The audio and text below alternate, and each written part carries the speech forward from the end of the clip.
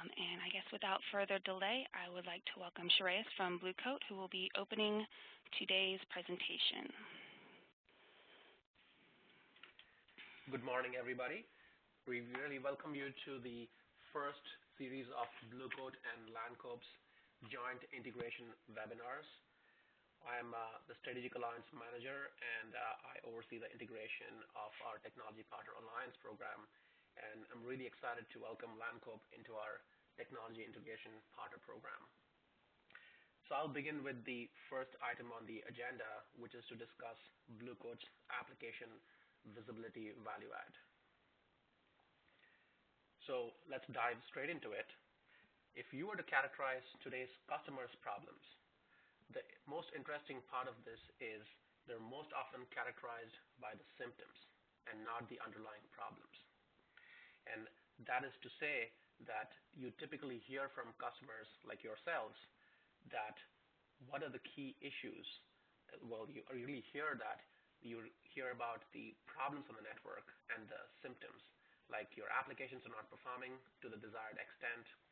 And oftentimes, it's always the network to blame because of the fact that the network performance is the underlying issue, or it's rather perceived as the underlying issue. Most of the times it happens because of the fact that new applications and initiatives could be planned and could be rolled out, and that's one of the reasons why you see these problems and symptoms occurring on the network. So that's okay. Network is oftentimes the issue to be blamed. So we went ahead and conducted a survey where we asked our end users as to which were their two biggest networking-related pain points. And what we got back as a result was pretty interesting. Performance monitoring of the network was one of the key issues that was a pain point. The other thing is that security on the network was a key issue on the network. So essentially trying to monitor performance or trying to get a hold of security of the network was one of the biggest pain points. So if you look at today's tools as to why they're really, whether they're offering these benefits or not, one of the key issues is today's tools do not have the required intelligence to solve these pain points. And one of the key reasons for that is that the tools are not smart enough. They don't really have an application-centric view of the network. There are big problems that are really oftentimes avoided because these problems go completely undetected. The other issue is the deployment of new applications like voice and video convergence. These typically happen because voice and video applications are very sensitive to performance on the network, and if there are no tools deployed alongside them to ensure that the performance of these voice and video calls happen effectively, then you really lose out on the value of these voice and video convergence applications. Next, you see that most of the tools deployed are pretty reactive. And what that means is they're designed to really tailor and meet the end user complaints and not really address the underlying issue of the problems. Last but not the least, these tools do not really provide an ability to fix the issues. So once you figure out or are able to troubleshoot what the issue is, you don't really have the tools to address or fix the issues to resolve the underlying issue with the performance or the application that's causing havoc on the network. So what are the biggest causes of these underlying problems? Well, let's take a look at a dashboard view that is offered by today's existing tools. Today's existing tools are your typical probes or layer 3, layer 4 net flow tools that you have on the network. And what is the fundamental issue with that? Well, it comes down to no ability to troubleshoot with simple layer 3 or 4 based visibility that these existing tools offer. And that means these tools do not offer any layer 7 or application level intelligence to really figure out the underlying cause of the applications. And what do we really mean by that? Well, what it means is it gives you a port-based view of the network. It means that, for example, 80% of the traffic on your network is typically HTTP or encrypted HTTP that's on port 443. And so what that means is you could have your good enterprise applications like SAP, Oracle, Salesforce, and your typical intranet applications, as well as bad recreational malicious traffic like YouTube, iTunes, peer-to-peer applications, all morphing and falling under the same categorization of these port numbers. Last but not the least, it's very interesting to see that recreational traffic oftentimes occupies, surprisingly, most of the bandwidth of your network. So our typical survey tells us that 40 to 60% of your WAN utilization is really something that is found on the network. And that happens because your applications that are recreational typically hop ports, they're tunneled, they're encrypted, and they go really unnoticed. So wouldn't it be nice to have a tool that can actually break down and give you a view into these compound applications that morph under the same port number?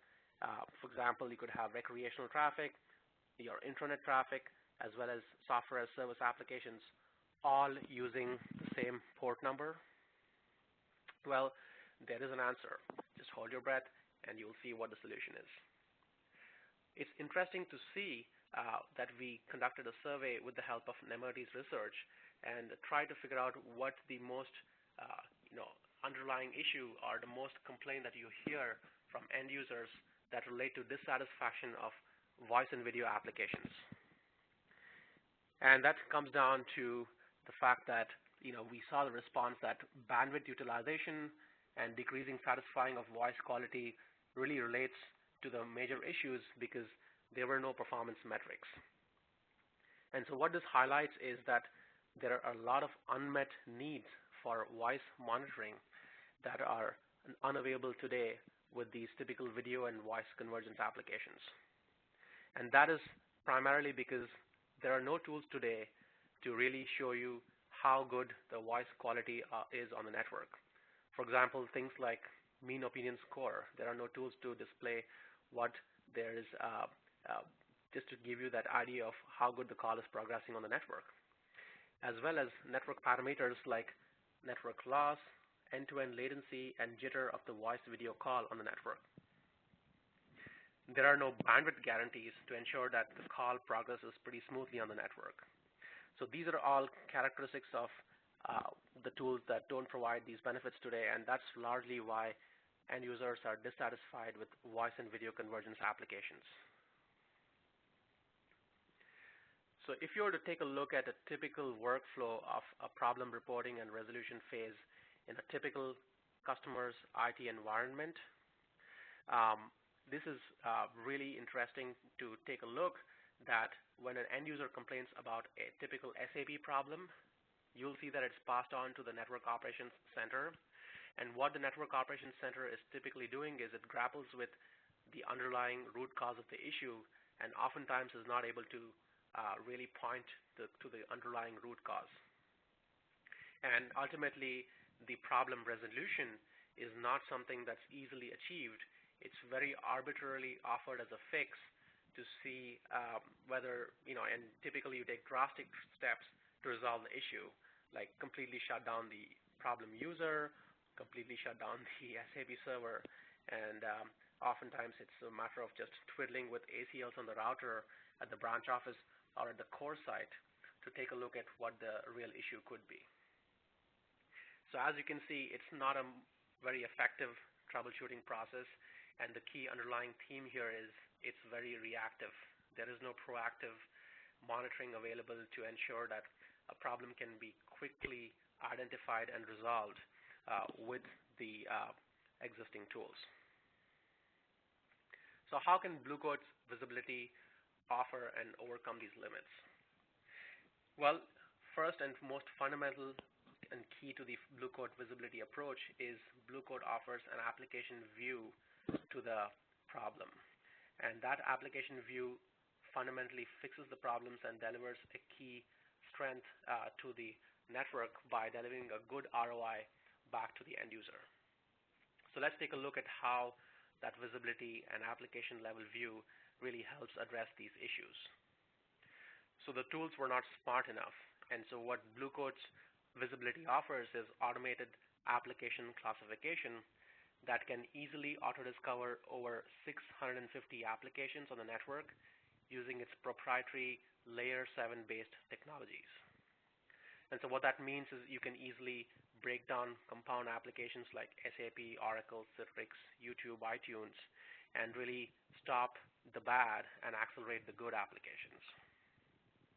Second, you had voice and video convergence issues because there were no tools deployed alongside them to ensure their smooth operation.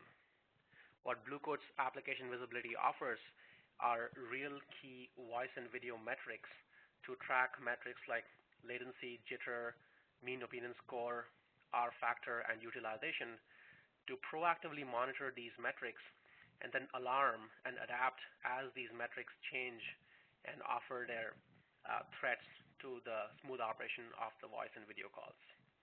And that's typically done by offering SLAs on these metrics and then tracking their quality and adapting to the fact that these SLAs may degrade over time and taking the necessary steps to ensure that voice and video gets good quality guarantees by ensuring smooth operation of the network. There was also a problem with the fact that the tools were reactive. And that's where Blue Coat's application view and visibility offers over 120 metrics that are network-based, that are application-based, as well as they're server and user-based. And they're primarily designed to track the end-user experience. For example, you can track the network delay, you could track the server delay, you could really set baselines on what your acceptable performance limit is. And then when an exception occurs on those baselines, the Blue Coat visibility could easily adapt and offer its own response and mitigation mechanisms to really address the issue. Finally, and certainly not the least, we have the ability to fix the problems.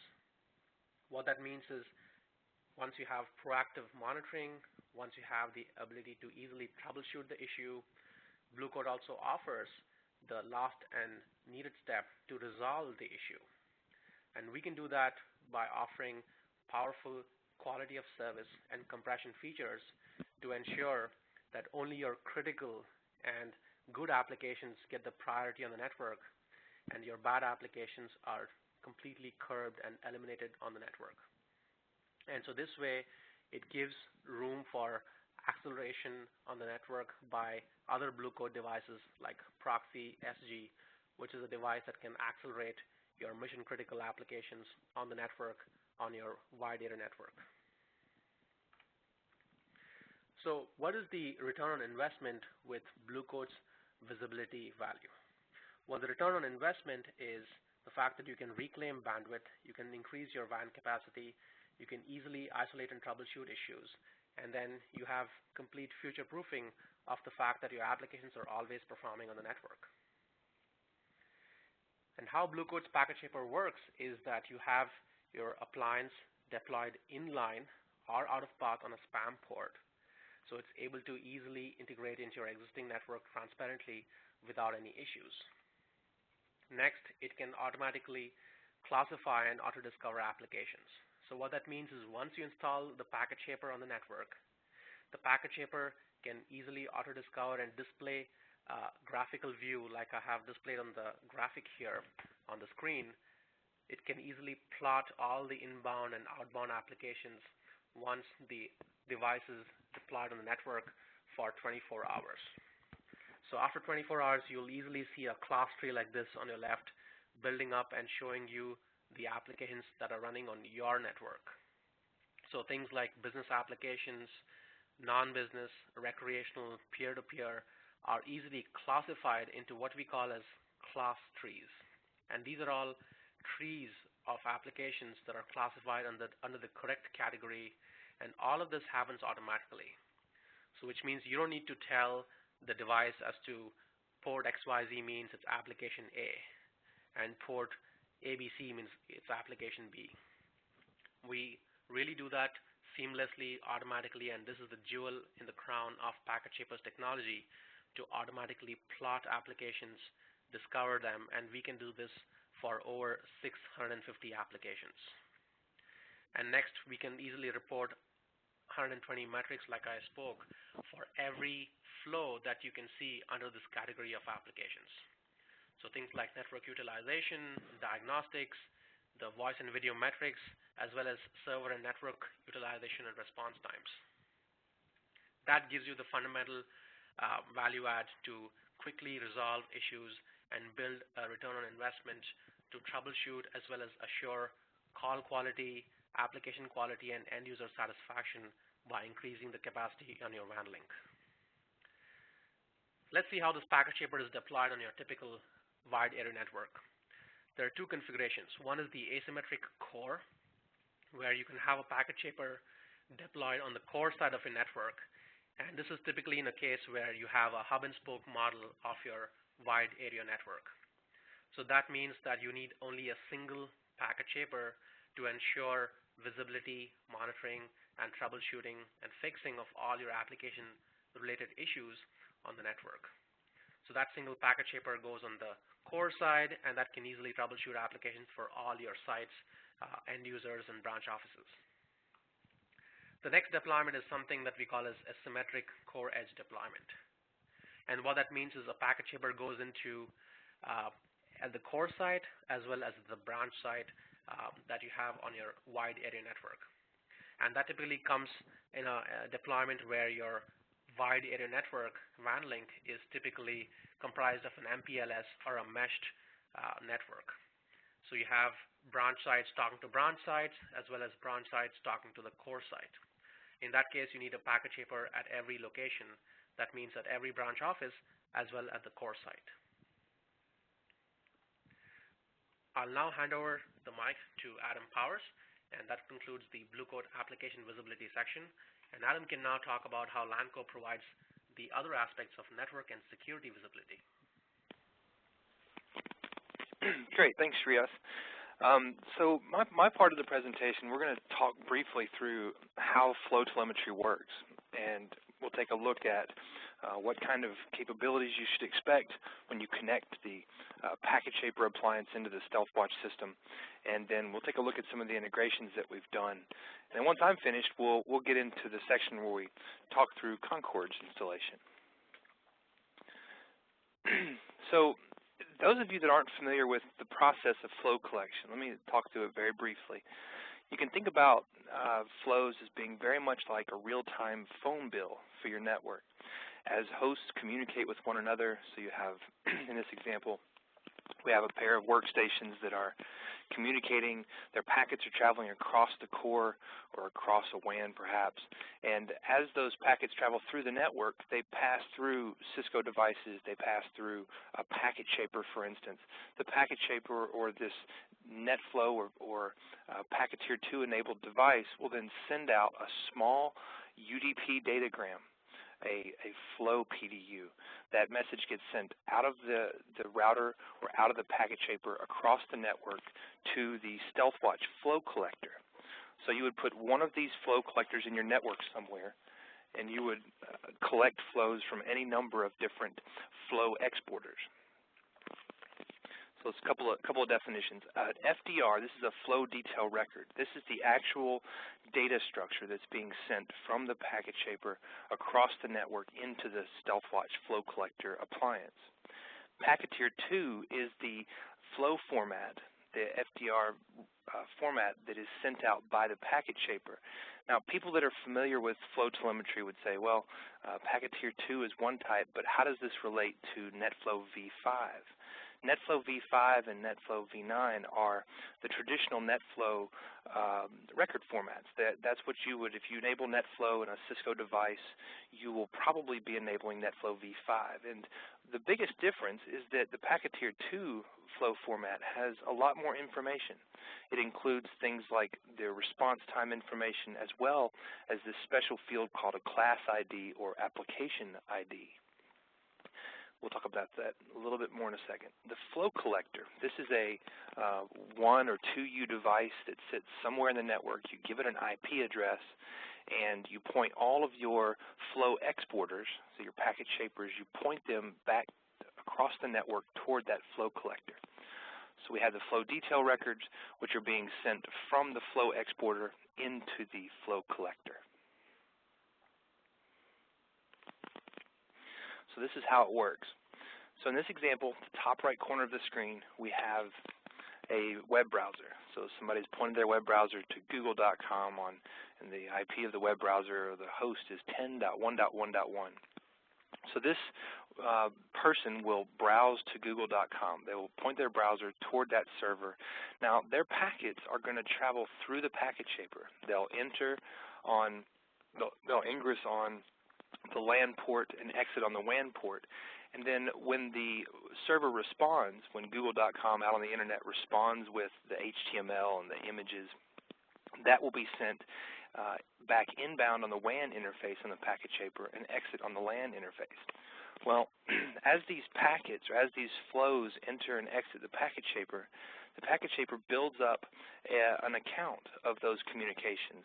This account of the communication includes things like which interface did the flow come in on, what were the source and destination ports, the TCP flag settings, how large the packets were, and additional information such as what application was actually running at layer 7 between these two hosts when they were communicating. So all of this information is bundled up into a small UDP record and sent across the network to the flow collector. Now, I mentioned a phone bill because that's very much what this is like. If you think about the way that your phone bill works, at the end of the month, you receive your envelope, and it contains what is called a call detail record account. So this is a list of everybody you called, how long you talked, how much it cost, what the rates were. So you as a phone bill subscriber can use that to understand why your phone bill was more expensive this month than it was last month, or why it was less expensive. So you use this call detail record to fine-tune your phone bill, your usage, and how much you pay for it. Well, NetFlow and the Packeteer 2 and these flow detail records provide a very similar function, but only for your network. So instead of receiving an account of what your network has done once a month, the packet shaper is constantly and continuously streaming information back to this flow collector. The flow collector receives the flow records, it deduplicates them, and it builds up a wide range of different reports and views of the network traffic that you can use to diagnose and understand how well that packet shaper is performing inside the WAN or the LAN environment. Now, the StealthWatch architecture has really 3 layers. At the bottom layer, we have the flow exporters. So this can consist of, on the left over there, we see Bluecoat packet shapers, of course. You can use traditional routers. So if you have traditional Cisco Cat 6K or a 2800 ISR router, you can enable NetFlow in those devices. And then StealthWatch also provides what is called a flow sensor. So in areas of the network where you don't have a packet shaper or you don't have a NetFlow-enabled router, you can make use of one of our either virtual flow sensors or our appliance edition flow sensors. Now this layer, the flow exporters, these are the eyes and ears of the network. These are the devices that are actually seeing the raw packets. These devices export or send flow messages up into the flow collectors. Now, Lancope sells 2 different types of flow collectors. We have a NetFlow collector, which will receive Packeteer 2, NetFlow 1, 5, 7, and 9. And we also have an S-Flow collector. So you would use S-Flow if you had Extreme or HP ProCurve type equipment. The StealthWatch system is designed to be very highly scalable. At the bottom layer, you can have up to 1,000 exporters. Sending into each one of the flow collectors. You can have up to 25 different flow collectors per system. And the flow collectors report ultimately into a StealthWatch management console at the top layer. So given this architecture of the flows being sent to the collectors and the collectors sending their report information up to the management console, you have a highly scalable system that's designed for very large network environments. Now, how does it work? Well, the StealthWatch system is said to be a behavior-based technology. Now, what that means is that as the flows are being received by the collector, we're getting this constant account of who's talking to who, in what quantity, at what times of the day. The StealthWatch system uses that flow telemetry to build up a behavioral account for how the network is operating. Which hosts are the top talkers? What IP addresses are creating a large number of unique flows? What are the typical SYN and TCP, ICMP, SYN-to-SYNAC ratios? All of these different behaviors that help describe the normal behavior of the network are built up and accounted for within the StealthWatch system over the period of about a month. So over a month, we're building up this behavioral profile, and then as we see hosts misbehave, as we see hosts that look suspicious or that stand out from the others around it, we raise alarms, alerts, and we help the operator understand that, hey, look, this exchange server is behaving wildly differently from the other exchange servers that you have in your network environment. In this way, the StealthWatch system is equipped to detect attacks and misconfigurations and things that would just be completely missed by traditional signature-based technologies or traditional security appliances. Now let's talk a little bit about the integration specifically with Blue Coat technologies. So here we have a quick screenshot that kind of shows you what you would see if you enabled a PacketShaper and told it to send its flows over to the StealthWatch flow collector. So you see here on the left side where it says exporter. That'll be the IP address of the actual PacketShaper. Then as you move right, you get information about each one of the interfaces that are running on that PacketShaper. So this was a PacketShaper that had two interfaces, an in and an out, or a LAN and a WAN. So for each LAN and WAN interface, we'll have a series of statistics, the current utilization inbound and outbound.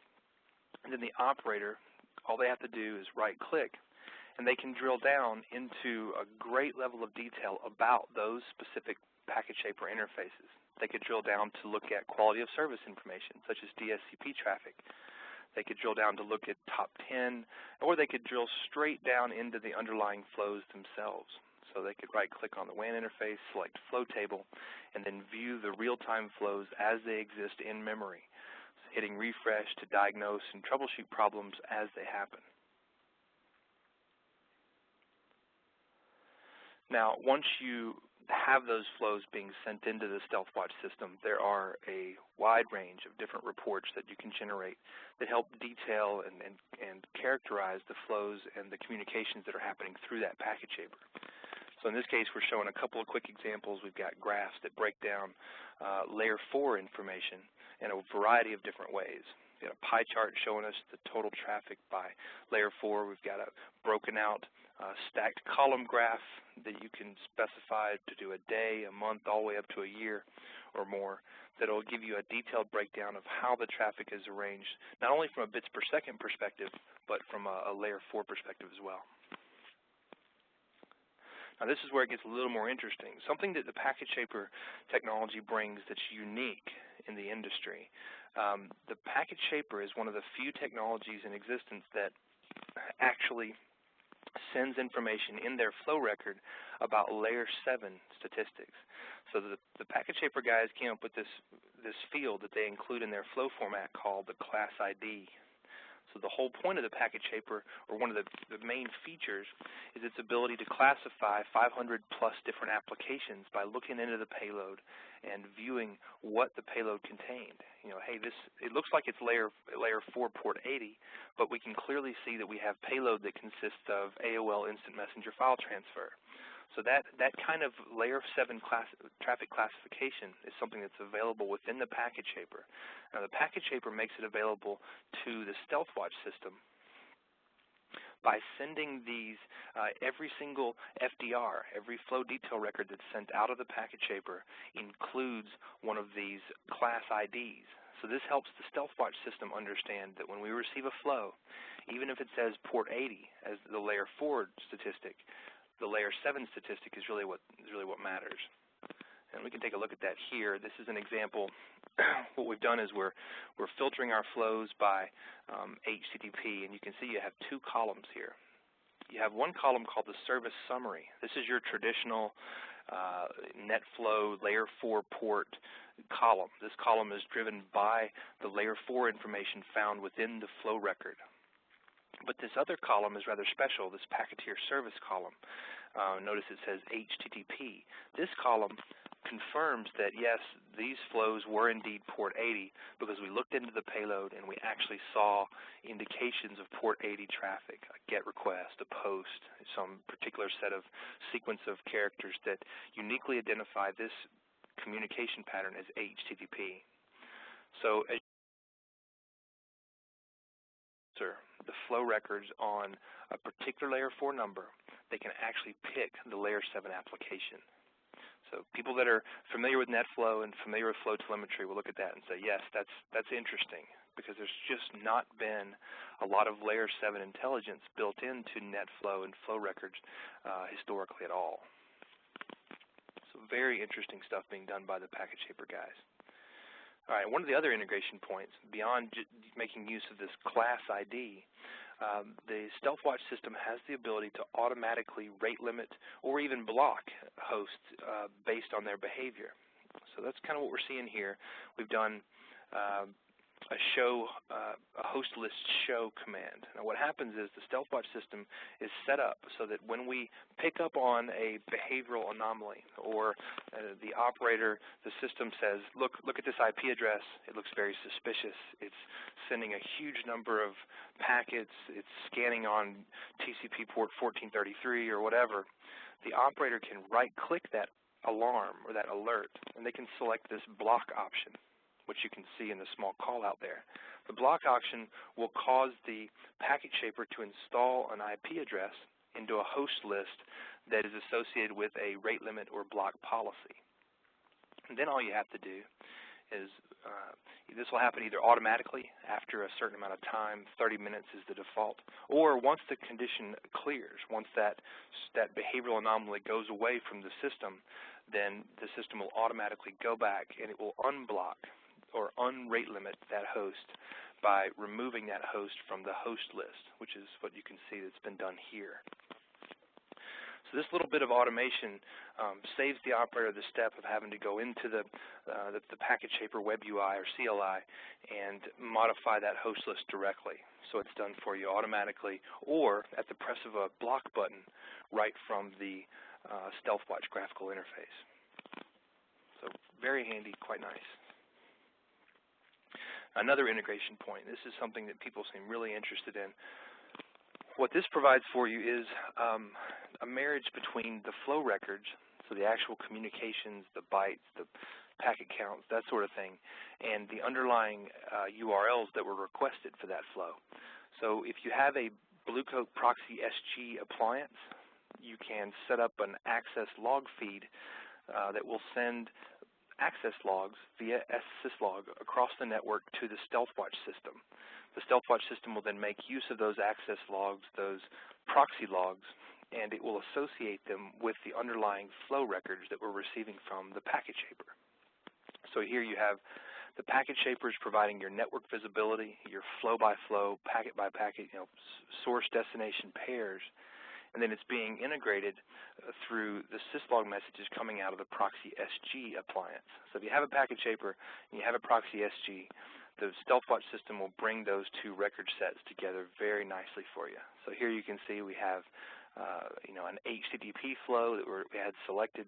We right-click that HTTP flow, we select external events, and it'll pull up for us any GET requests that were associated with that particular flow. And you can see in this case we had a AOL Instant Messenger download and install _aim.exe. The cool thing too is if you're using authentication on your proxy, the username will be included in the StealthWatch GUI, so you can actually see which user requested that particular URL for that flow. Very powerful. Okay, so that's it. We've got three main things. You've got the automated host list installation of rate limit and block actions. You've got the class ID that will help you understand what service is running on a particular flow from a layer 7 perspective, and you have this ability to integrate the proxy logs with the StealthWatch system from the Blue Coat SG. Okay, so Alicia or Mr. Mark and Mike.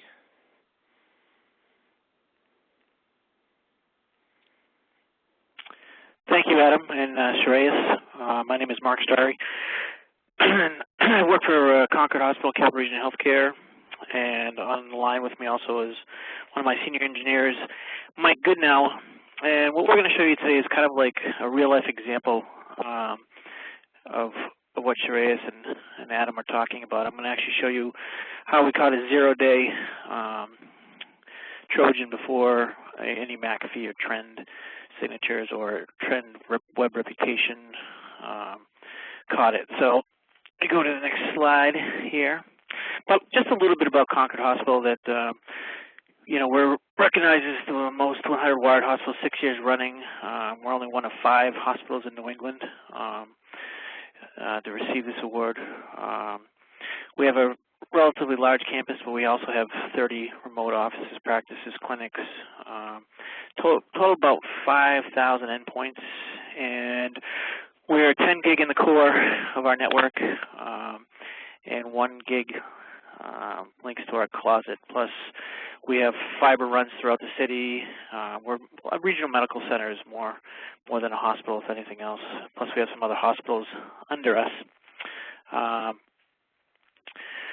We've always had a big initiative here at Concord Hospital for confidentiality and protecting patient records. We had a data breach a couple years ago that really drove us to actually take a better look at what was going on in the network at all times and what was moving where, going where. The other issue is that we're one of the first hospitals in the United States to move to all digital delivery system, which means that we're totally paperless at this point, and we're well ahead of even the new administration's electronic health record initiatives. As a matter of fact, from the stimulus package, based on the fact that we've implemented all pieces of the EHR, which is, I listed a couple of them here, computerized physician order entry, which means physicians enter orders with stopping points, and there's no handwritten orders. System checks against best practices, medicine, standardized medicine. Bedside medicine reconciliation, which means no medication is administered to a patient without the reconciliation of the wristband of the patient and the electronic record and the pharmacy system. It's almost like a 4-way check to make sure that people are getting the right medication. And the fact that we use electronic medical records in inpatient primary care and specialty care. So, and then we're looking at the numbers now, but with the stimulus package, I think we're looking, based on what we've done already, at about a $5 or $10 million payout as a credit, where most hospitals will get money to kind of go where we are. A couple just other notes here, with HIPAA and JCO and PCI, like everybody else, when we fall into those regulations. And our CEO and our senior management totally believe that technology, medical technology and information technology is the only way we're going to survive. As many of the hospitals in New Hampshire and even New England and around the country are crumbling, we're actually doing very well. And we believe that not technology, medical technology is our greatest asset, but also we believe that we must have the technology and the infrastructure and the network to deliver those services. I just put a quick graph here. I told them, I said, well, we have kind of a complex network, but this is what kind of drove us to the StealthWatch solution. We built 2 data centers in 2004, and as you can see, we've kind of segmented how our core works. We actually have a client access layer, which is layer 2. Now, if you see, we also have what we call a network distribution layer, which consists of 60-plus closets on the campus and around the city that are fiber connected. And then we also, to make sure, we have 400 servers, and there's so many servers that have to talk to each other at all times based on HL7 transactions, interface actions, ADTs. We found that if there's a problem in the core switching and the servers can't talk to each other, the recovery of getting back-checking interfaces, checking for duplicates and things like that. So what we did was we moved the server distribution down to another layer 3 network so we can actually do upgrades, to the core switches in the network without affecting the server. And also, if you look down at our server distribution, we have set up a scenario where using transmit load balancing, all of our servers have 2 NICs, so we can actually upgrade the server connections in the stacks as well, or if we lose a stack. There's a lot of scenarios in here, and you can pretty much unplug or take any of these switches out of this scenario, except of course the layer 2 edge with single connections, and there's a reverse path. Now the problem with this is there's no choke points in this network. I'm showing one closet, but look at those 2 fibers times, each one of those closets, depending on how many multi-links go up to them. So we're talking hundreds and hundreds of gig ports and 10 gig ports that you can't, there's no way to get in the middle of those. You can't plop a device on a choke point. I think we determined there was about 480, devices we would need if we required choke points. So we go to the next slide here. And finally, you can actually see I put NetFlow to StealthWatch collectors at all the devices where we're collecting. We don't collect on the edge because it's very expensive to license all those closets, and we figure they're layer 2.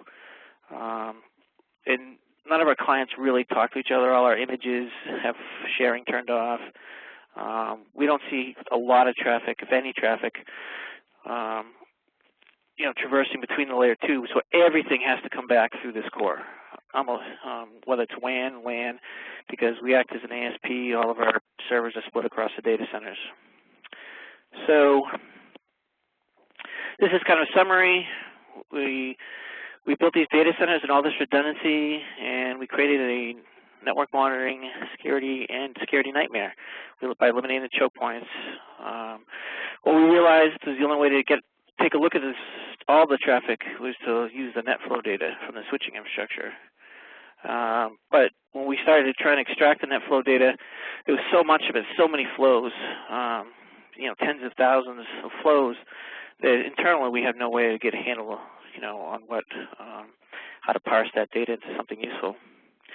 So back, I don't know, it was like 2005, we went to Secure World, and Adam was there and StealthWatch was there, and we really took a look at their product and we said, wow. So that's when we get our hands around saying we can do this.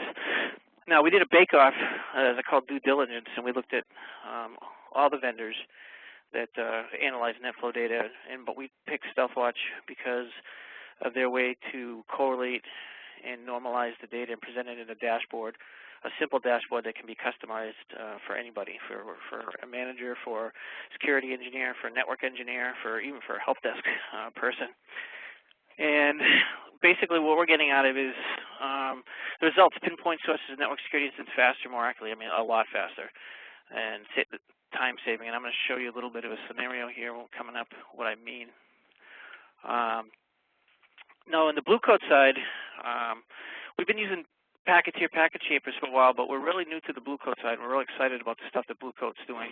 Mike and I actually were out there 3 or 4 weeks ago at their headquarters, had a great meeting with them. We're really excited about their direction, where they're going.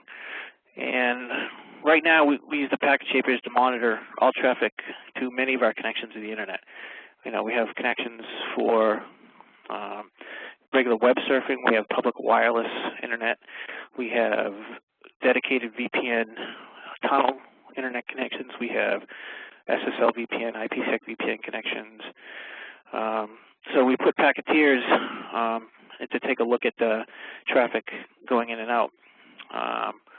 The thing that Packeteers and the Blue Coat do is the rate control, which, so we can classify certain applications so they get the available bandwidth. For instance, we get whacked pretty hard by the Justice Department because of some complaints about access to resources for the deaf and hard of hearing under the American Disabilities Act. So we now have video systems that deaf and hard of hearing can call in to the hospital and talk to our deaf and hard of hearing. So they sign across voice over IP over the internet. And as many of you must know, that they're trying to do that without actually being able to QoS and shape that package. Those packets is nearly impossible because any especially when you're signing, any jitter or any interference in the video due to utilization of links and things like that, in the system is pretty much worthless. So that's just one example. The other one is we have 500 to 600 credentialed physicians, and because we have electronic health records, they don't necessarily need to be at the hospital or in the clinics all the time. So they see more patients, and they do what I consider shorthand. And the electronic medical records is they see patients, so they don't have to spend an inordinate amount of time entering into the computer. And what they do is they go home, feed the kids, put them to bed, and they go back on, and they take their shorthand and put it into real detailed notes for chart closure. So we constantly have, we need to make sure that they have the bandwidth at all times over even others critical systems. Same with radiologists reading critical ED visits. So if somebody comes in an ED and needs a CT, we don't necessarily have to have the best radiologists here. They do that kind of stuff from home. They have to have quality of service. And a real-world example, basically, as Adam talked about before, there are some limitations to NetFlow. You're really only you're not seeing the meat of the data in the packet, which, you see this, you know how much data it is, and that's one of the things that StealthWatch can really let you know, is if you're seeing giant enormous amount of data coming from a machine that normally doesn't transmit, it'll trigger an alarm, and we use that all the time for people that try to download things or do some strange things that we really don't want them doing. And in NetFlow layer 3-4 data, I can't see which apps are running on port 80, as they both talked about, Shreyas and Adam. And again, I just mentioned the same thing they talked about of integrating the PacketShaper and what they call their layer 7+ application classification, which is awesome if anybody hasn't seen it before, into the StealthWatch. So here's kind of a graph of basically similar to what Adam was saying. This is real time from our network. You can see our exporter on the left-hand side. It's called Caesars.crhu.org, and we're looking at utilization summary inbound and outbound of the WAN.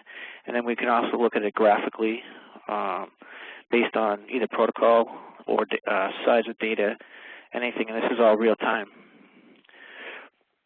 Here's another, I kind of blurred out some of the things, but here's graphs that we could set up as far as like a NOC view for people that are actually monitoring the network, where we're looking at traffic summary, and then we're also looking at service summary to know, obviously, and this goes right up, what Jared said is that you can see real life in our network, that HTTP in the blue is pretty huge, and that's because everybody's sending everything out over port 80.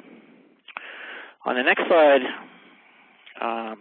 this is a real-life example, and if you can, let's see, can I use this little arrow here? If you look down here, this is a real-life scenario where there was a host, and it was a 5th floor